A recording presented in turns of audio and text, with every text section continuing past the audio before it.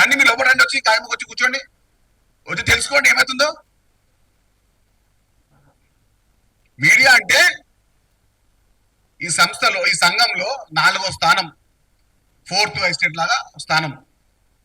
ఇప్పుడు ఎంత నా ఉన్నారు, 10 మంది మీడియాస్ ఉన్నారు, ఇది స్పష్టంగా మాట్లాడాలని చెప్తారు.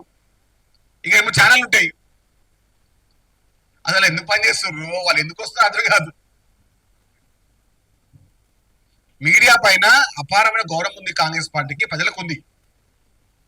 నేను చూస్తున్నాను చాలా సార్లు కొన్ని మీడియాస్ మంచి అనేది చూపిస్తే ఆ దినం అయితే ఇక అదృష్టమే ఇక ఆ ఛానళ్ళల్లో.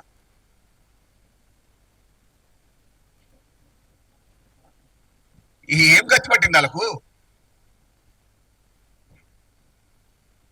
మీడియా అనేది చాలా పెద్ద స్థాయిలో భారతదేశంలో ఉన్నటువంటి ఒక పెద్ద వ్యవస్థ. తెలంగాణ రాష్ట్రంలో చాలా ఛానళ్లు స్పష్టంగా ప్రజల సమస్యలను తెలియజేస్తా ఉన్నాయి. కొన్ని ఛానల్ అయితే పొద్దుల్లోగానే సీఎం గారి గురించి వ్యతిరేకంగా మాట్లాడడం ఉంది. ఆ ఛానల్ చెప్తున్నాను, మీకు ఫ్రీ బస్ కనపడలేదా?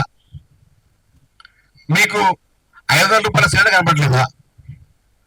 మీకు గ్రూప్ 1 ఉద్యోగాలు ఇచ్చినాం అది కనపడలేదా? మీకు డిఎస్సి ఇచ్చినాం అది కనపడలేదా? మీకు అదే విధంగా రాష్ట్రంలో సన్నాలకు 500 రూపాయలు ఇస్తున్నాము అది కనపడలేదా? 21,000 కోట్ల పైచీలకు రుణమాఫీ చేశాము అది కనపడలేదా? ఏది వార్త చూపిస్తున్నారు? ఆ ఛానల్ వస్తలేదు మధ్యలో గాంధీభవన్కి రండి చూడండి. ఇక బయట స్క్రీన్ ఏర్పాటు చేస్తాం. బయట కొంతమంది బీఆర్ఎస్ టీఆర్ఎస్ పార్టీకి, హరీష్ రావుకి, కేటీఆర్ కి పనిచేసిన కొంతమంది తొత్తులు మీరు రండి గాంధీభవన్కి. గాంధీభవన్ ప్రాంగణంలో ఒక స్క్రీన్ ఏర్పాటు చేశాం. కాంగ్రెస్ పార్టీ డిసెంబర్ 3 నుంచి 23 నుంచి నేటి వరకు ఏ పథకాలు అమలు చేస్తున్నామో ఆ స్క్రీన్ ఏర్పాటు చేశాము. ఆ స్క్రీన్ చూసి ఆ మాత్రం కొంచెం బుద్ధి తెచ్చుకొని అది చూపించండి మీ ఛానల్లో. మంచి ఏమైతే చెప్పండి.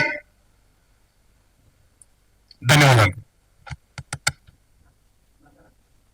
Subscribe us and press the bell icon for more interesting updates.